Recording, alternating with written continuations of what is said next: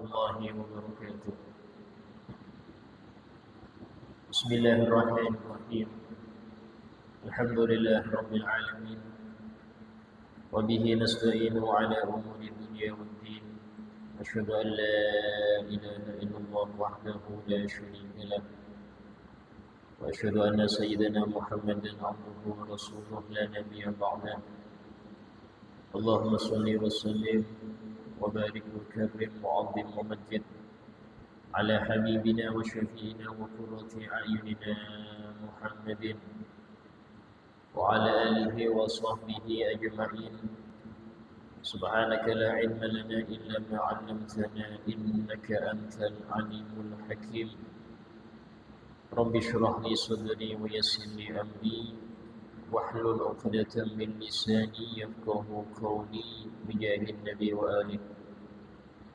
قال الله تعالى: وقل رب زدني علما.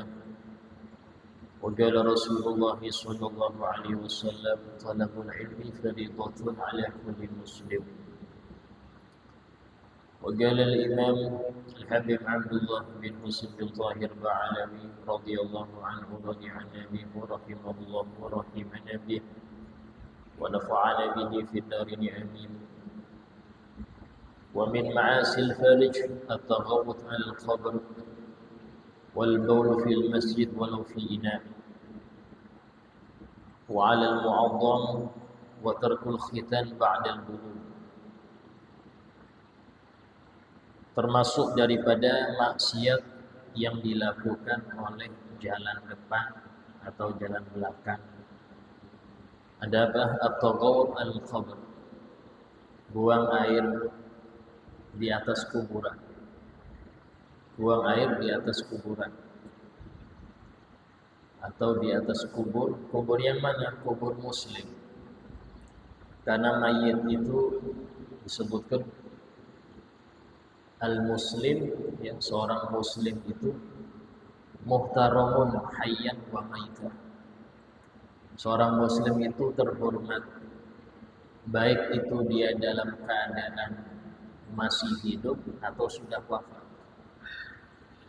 Dari bentuk terhormatnya inilah tidak boleh orang yang memandikan mayit melihat aurat mayit. Haram hukumnya. Sehingga menyiramnya itu di atas kain, bukan dibuka. Apalagi yang bukan memandikan.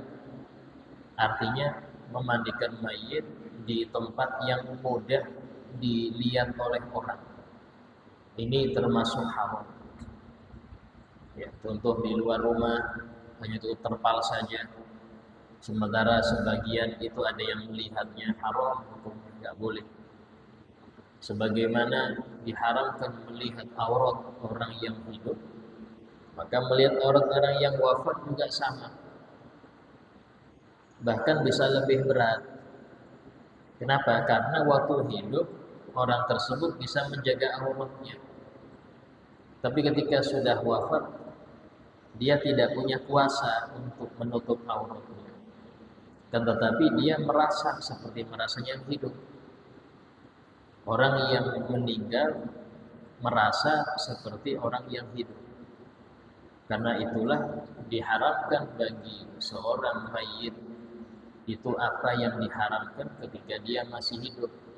Ya, seperti disingkap auratnya, disakiti, di ini itu sama, tidak jauh beda.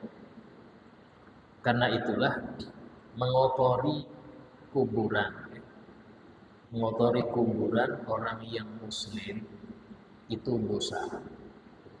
Sebagaimana seseorang itu mengotori rumah orang yang muslim yang masih hidup, dosa juga. Karena dalam hal ini kehormatan muslim itu sama. Dan dalam hal ini arti daripada membuang air di sini bukan cuma untuk manusia. Seseorang yang dia punya hewan ternak, terus dia bebaskan ke kuburan sehingga buang air di kuburan itu, maka yang dosa yang punya hewan. Yang dosa yang punya hewan. Memang hewan nggak berakal, tapi yang punya hewan berakal. Sama seperti seorang seekor hewan ya, itu nabrak daripada jendela orang, pecah. Siapa yang tanggung jawab? Yang punya kambing, yang punya hewan itu. Memang hewannya nggak berakal, tapi yang punya berakal. Yang punya berakal. Sehingga dalam hal ini hukumnya sama di dalam masalah buang air tersebut. Ya. Dari sinilah hukum di dalam seseorang itu duduk di atas kubur, ya, itu tidak boleh. Atau mengotori kuburan, contoh kubur dipakai tempat sampah, tempat bakar sampah, jangan. Kuburan di atas kubur ya, jangan. Karena Muslim itu menganggap kuburan orang yang seorang Muslim itu perlu dijaga. Kita nggak menganggap orang yang mati seperti bangkai, tidak. Kenapa? Karena muhtaram. Orang yang wafat daripada muslimun itu terhormat, nggak seperti bangkai, tidak.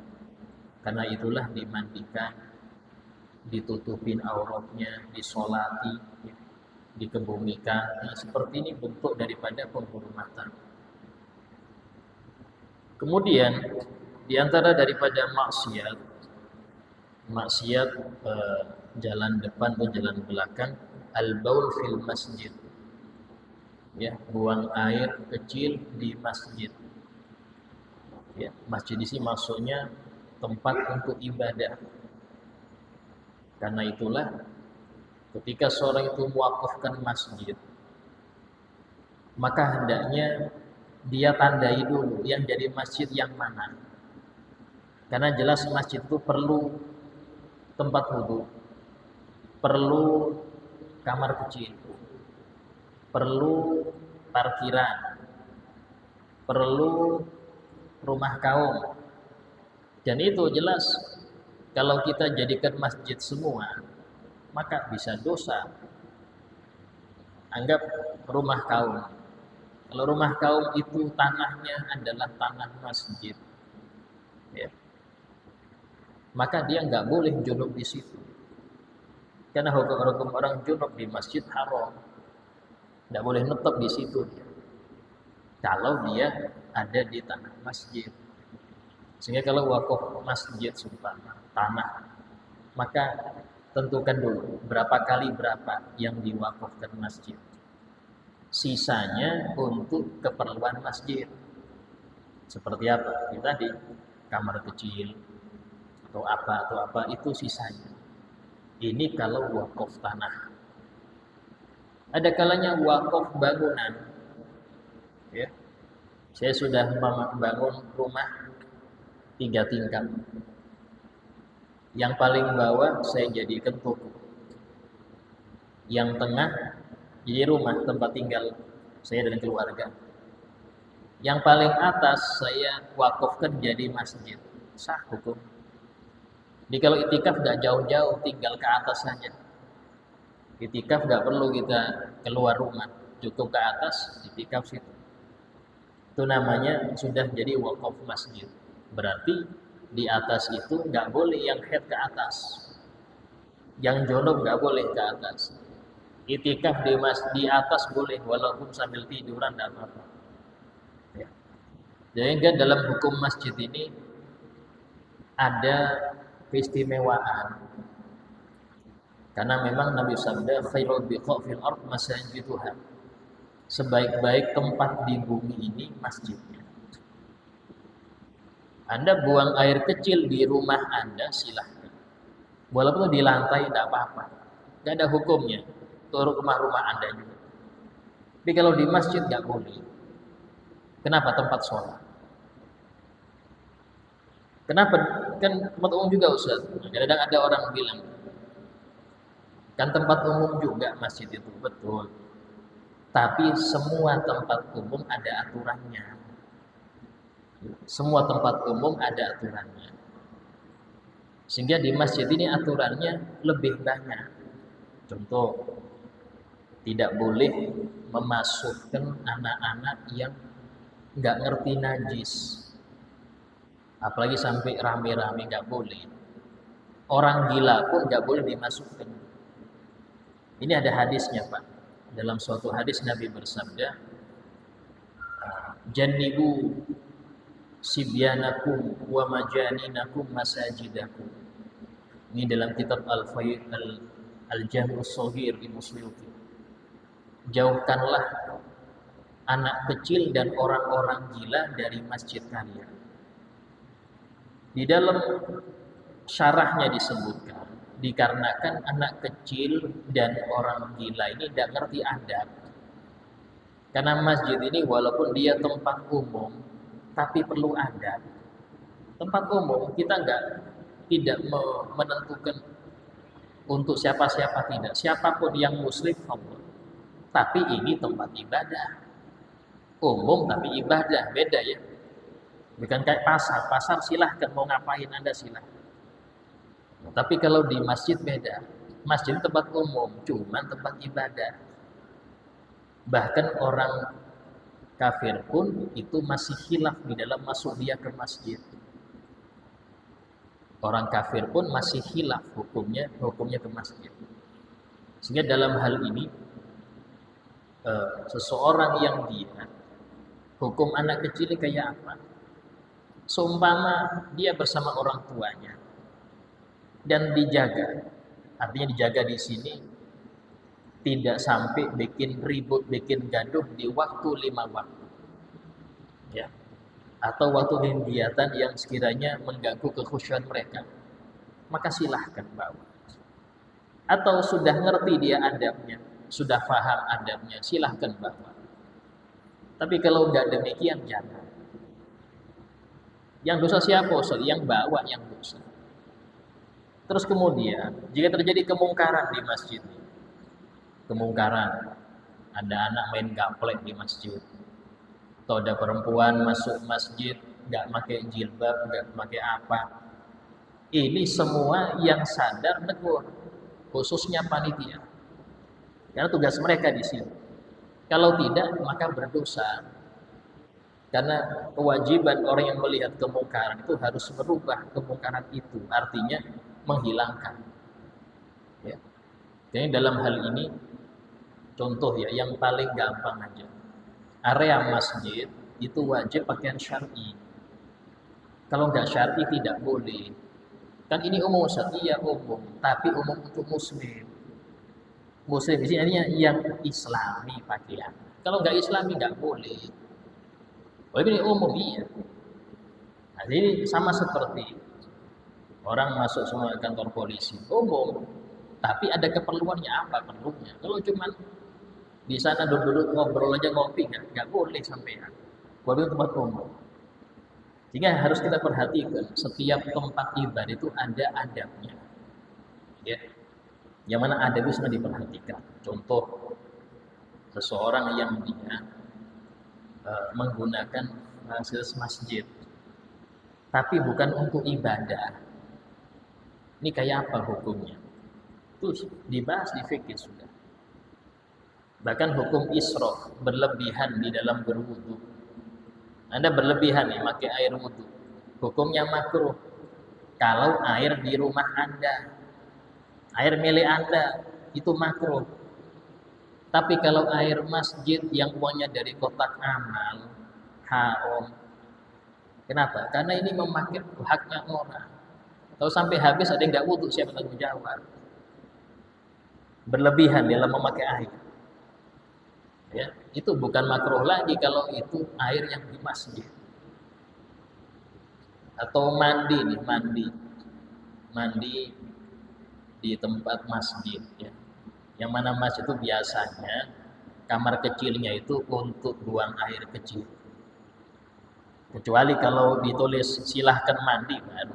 Tapi kebanyakan kamar kecil atau WC di masjid itu ya untuk yang buang air kecil. Dan bagi yang ibadah, kalau cuman mampir ke masjid buang air kecil terus nggak ngapa-ngapain, ini nggak boleh. harus ada ibadah minimal sholat 2 rakaat.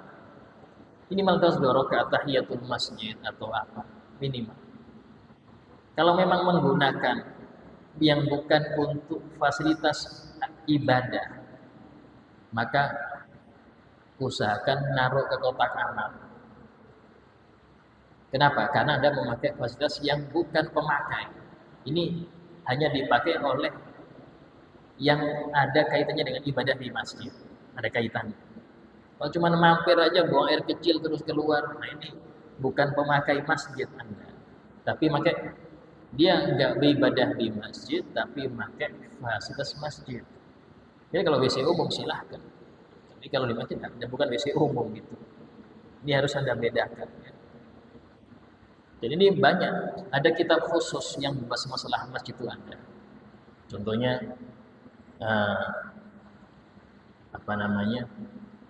Ikhbarus Sajid fi Ahkamil Masajid, ada tentang hukum-hukum masjid. Itu banyak kitab-kitab fikih khusus membahas masalah masjid. Karena memang masjid itu bukan tempat umum biasa. Dia baitullah. Dia baitun min buyutillah. Rumah dari rumah-rumah Allah. Sehingga orang yang duduk di masjid aja nggak ngapa-ngapain. Yang penting niat itikaf, pahala ngalir. Walaupun ketiduran, pahala ngalir. Asal tadi dia ada di baitul, ada di masjid. Ya, ini sehingga besarnya pahala di masjid gitu. Tapi tadi namanya besar pahala juga berbarengan dengan besarnya dosa. Sampai-sampai Nabi bersabda, al-kalam fil masjid yakulul hasanat. Ngobrol urusan duniawi di masjid. Bukan ngobrol ilmu, bukan maslahat, bukan untuk rapat maslahat, bukan apa, ngobrol bola, ngobrol politik di masjid itu bisa memakan pahala Anda. Ngobrol di rumah silahkan, warung kopi silahkan, tapi di masjid jangan. Kenapa? Bisa memakan pahala yang Anda kumpulkan. Kama ta'kulun narul hatab, seperti kayu bakar. Nah, api makan kayu bakar. Pelan-pelan habis. Ini bahayanya. Apalagi ngomongin orang di masjid. Di masjid menggibah bahaya. Ya, sampai-sampai jual beli di masjid dilarang. Ngumumkan barang hilang di masjid dilarang. Kenapa? Ini masjid, tempat ibadah. Sehingga harus tahu bahwasanya aturan itu untuk masjid sangat banyak. Nah, dikatakan termasuk daripada maksiat jalan depan, buang air kecil di masjid. Dalam suatu hadis pernah ada seorang badui. Seorang badui ini buang air kecil di masjid. Sahabat sudah mau marah, mau ngusir. Nabi, biar. Tunggu dulu sampai selesai. Habis dia selesai, ya, baru kemudian Nabi panggil, dikasih nasihat. Sama Nabi disuruh siram air sampai air itu meresap ke tanah sehingga hilang sifat-sifat najis, aromanya nggak ada, warnanya nggak ada. Disiram sampai masuk baru suci. Ya. Nah, ini dosa besar. Jangankan urusan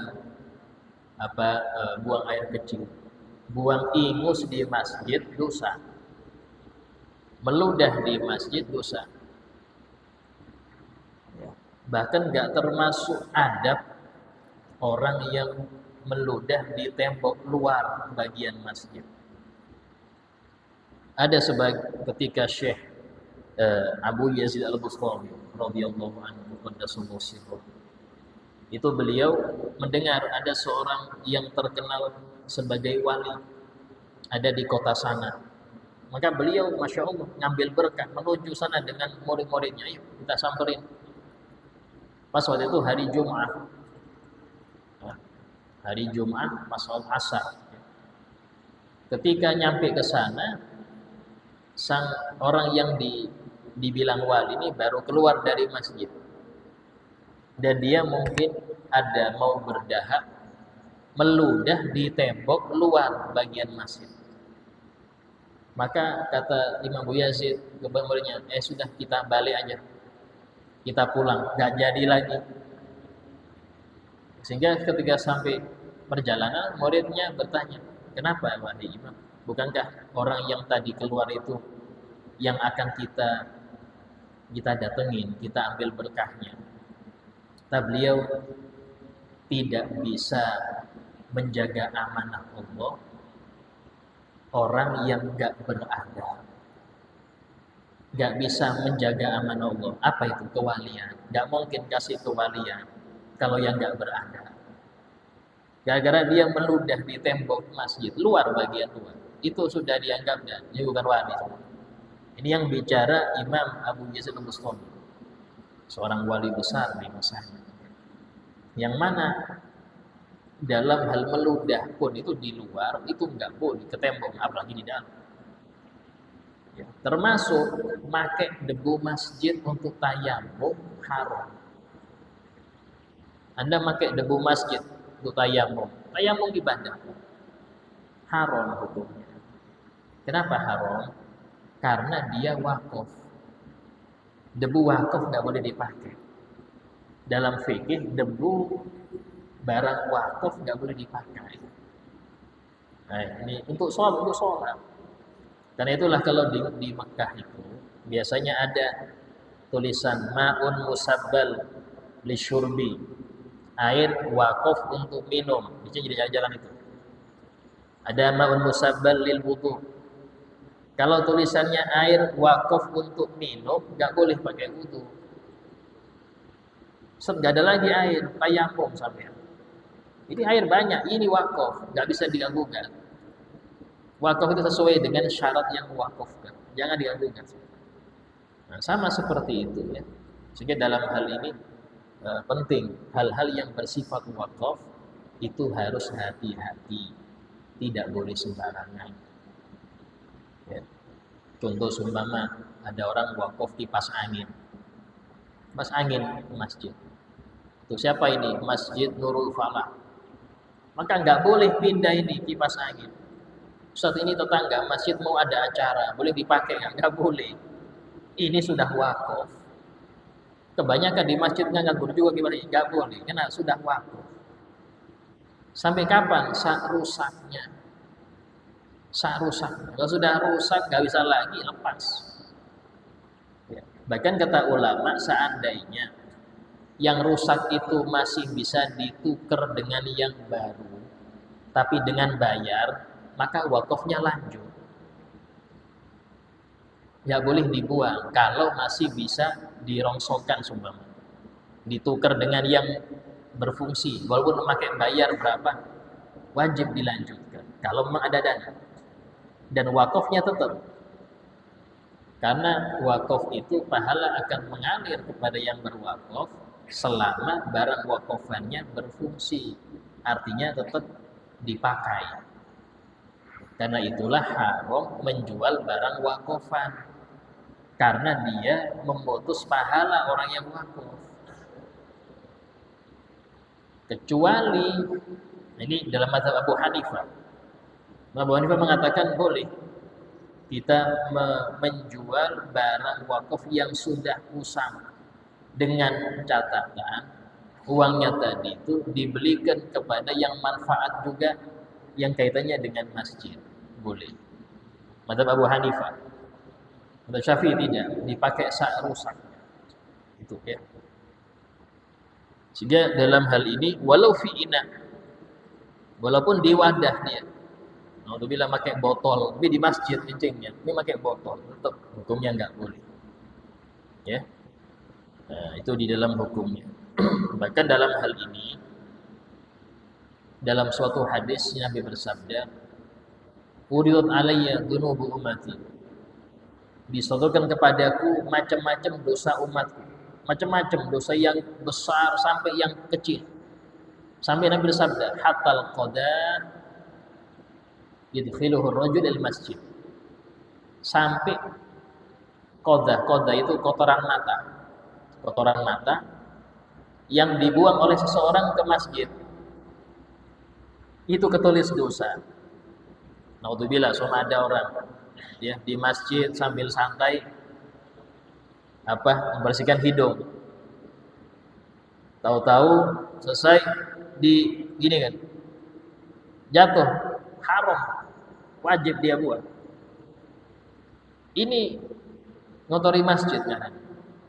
Apalagi yang masuk masjid gak pakai sandal, kakinya penuh debu, penuh tanah, masuk masjid. Saya bilang mungkin tidak najis, iya, tapi ngotori. Karena qadah itu kotoran mata, bukan najis. Dia bukan najis, tapi kotor. Itu aja ketulis dosa. Apalagi yang lain. Dan ini penting ya. Sehingga kalau kita bahas masjid ini banyak bahasannya ya. Cuman dalam hal ini karena kaitannya dengan maksiat jalan depan itu dibahas buang air kecil di masjid hukumnya termasuk maksiat. Wa 'alal mu'azzam termasuk juga membuang buang air kecil pada sesuatu yang diagungkan. Sesuatu yang diagungkan. Contoh mushaf, kertas mushaf atau hadis, buku hadis itu kertasnya atau kertas yang di situ ada nama Allah Ta'ala. Karena itulah gak boleh sembarangan kalau orang itu membuang kertas yang di situ ada nama Allah, khususnya undangan-undangan. Undangan itu rata-rata ada nama Allah itu, dengan nama Allah, berkat rahmat Allah, rata-rata. Apalagi ayat ini ketulis. Dan di antara tanda-tanda kebesarannya, biasanya undangan nikah itu ada. Atau bismillah, jelas sudah bismillah. Itu nggak boleh dibuang sembarangan. Ya, hati-hati. Hukumnya kayak apa Ustaz? Kumpulkan dulu. Kumpulkan sampai banyak, baru dibakar dengan niat menyelamatkan. Sampai kayak di sekolah-sekolah ya, kalau soalnya itu soal lembar fotokopian, di situ mungkin ada soal hadis, ada soal potongan ayat, ada soal fikih menyebutkan nama Allah, nama Nabi Muhammad di situ. Ini hati-hati. Bilang ke murid jangan dibuang di tong sampah, jangan buang sembarangan. Ya, kumpulkan. Nah, kalau memang nggak ada yang kumpulkan, cukup lihat nilainya, selesai ambil lagi. Dan jangan taruh pasar loak. Kenapa ke pasar loak? Biasanya dibeli yang di pasar, jadi bungkus terasi, bungkus ini macam-macam. Jangan. Ya, kumpulkan itu dibakar untuk menyelamatkan. Ustaz, membakar Quran kayak apa hukumnya? Bakar Quran niatnya apa? Kalau Quran ini sudah laku, sudah puluhan tahun wakafan orang, sementara Quran tiap tahun datang yang baru-baru, maka ini nggak bisa dibaca, sudah laku sudah. Ya, Anda buang haram. Anda taruh kerdus, taruh di luar, kena panas, kena hujan, haram juga. Terus kayak apa? Dibakar. Tapi jangan diumumkan. Ya, masjid membakar Quran, rame Pak. Rame. Gak saya umumkan. Yang penting Anda bakar nawaitunya, niatnya nyelamatkan Quran, selesai. Sebab kalau sudah diposting repot lagi. Ya. Karena masyarakat ini banyak yang nggak paham. Membakar dengan niat menyelamatkan itu berpahala. Bahkan kalau seorang melihat potongan Quran di selokan, dia nggak punya wudhu, wajib ngambil. Wajib ngambil. Saya nggak punya wudhu, tetap wajib. Kenapa? Menyelamatkan. Menyelamatkan. Itu. Bahkan hukum jika ada di mushaf kita bangkai semut misalnya, saluran kecil ya, itu wajib dihilangkan. Nggak boleh dibiarkan. Wajib dihilangkan. Bahkan seumpama menghilangkan itu menyebabkan rusaknya mushaf, tidak apa-apa, tidak masalah. Kenapa? Karena menjaga kesucian mushaf wajib. Ya. Dan makruh ya. Itu nyimpen duit di Quran makruh ya. Kira biar barokah, usah nggak barokah itu. Ya, nyimpen duit di Quran makruh. Dan haram membuka Quran dengan ludah. Kalau ngitung duit enggak apa-apa ngitung duit. Kalau buka mushaf jangan. Kenapa? Karena ngotori. Buka mushaf tapi pakai, nah ini enggak boleh. Nah ini hal-hal yang seperti ini, hal-hal yang suci tapi maaf jorok, menjijikkan, enggak boleh untuk hal-hal yang agung. Apalagi hal yang najis. Apalagi hal yang najis jangan. Contoh-contoh yang banyak nih ya. Orang pakai kaos. Bagus kaosnya, la ilaha illallah. Kalimat thayyibah. Tapi nyucinya, ngerendamnya jangan sama CD, Pak. Anda ngerendam baju yang ada la ilahnya campur macam-macam, repot. Ya, direndam di kamar mandi, jangan. Hormati itu kalimat tauhid. Ya, silahkan memakai baju tapi nyucinya harus hati-hati, naruhnya jangan sembarangan. Kadang-kadang orang nggak paham masalah itu. Yang penting menunjukkan saya muslim. Ya nggak demikian. Islam itu al-iman hahuna kata Nabi. Iman di sini. Al-iman hahuna. Ya. Sehingga dalam hal ini perlu kita perhatikan. Nah, kemudian di antara maksiat farj, maksiat jalan depan, tarkul khitan ba'dal bulugh. Tidak sunat sampai balik. Ya. Nggak selesai balik. Ini pembahasannya agak banyak ya. Masalah khitan ini bagaimana hukumnya dan apa faedahnya serta apa resikonya kalau tidak khitan. Insyaallah akan kita bahas yang akan datang. Al-Fatihah binati anallah yaghfiru dzunub yusul qulub tahhirul qulub yusul ahwal wal aqwal wal af'al jahimuna bilal sayyidina Muhammad SAW. Al-Fatihah. Bismillahirrahmanirrahim. Alhamdulillahirabbil alamin arrahmanir rahim maliki yaumiddin. Iyyaka na'budu wa iyyaka nasta'in. Ihdinas siratal mustaqim. Siratal ladzina an'amta 'alaihim ghairil maghdubi 'alaihim waladdallin. Amin. Bismillahirrahmanirrahim. Alhamdulillahirabbil alamin. Allahumma shalli wa sallim ala sayyidina Muhammad wa ala alihi wa sahbihi ajma'in. ربنا انفعنا بما علمتنا ربي علمنا الذي ينفعنا ربي فقهنا وفقه أهلنا وقراباتنا في ديننا ربي وفقنا وفقهم لما ترتضي قولا وفعلا كرما وارزق الكل حلالا دائما وأخي الأنبياء لما نهضى بالخير فكل الشر ربنا واصلح لنا كل الشؤون وقر بالرضا منك العيون وخذ عنا ربنا كل الديون قبل أن تأتينا رسل المنون ربنا آتنا في الدنيا حسنة وفي الآخرة حسنة وقنا عذاب النار وصلى الله على سيدنا محمد وعلى آله وصحبه وسلم والحمد لله رب العالمين. السلام عليكم ورحمة الله وبركاته.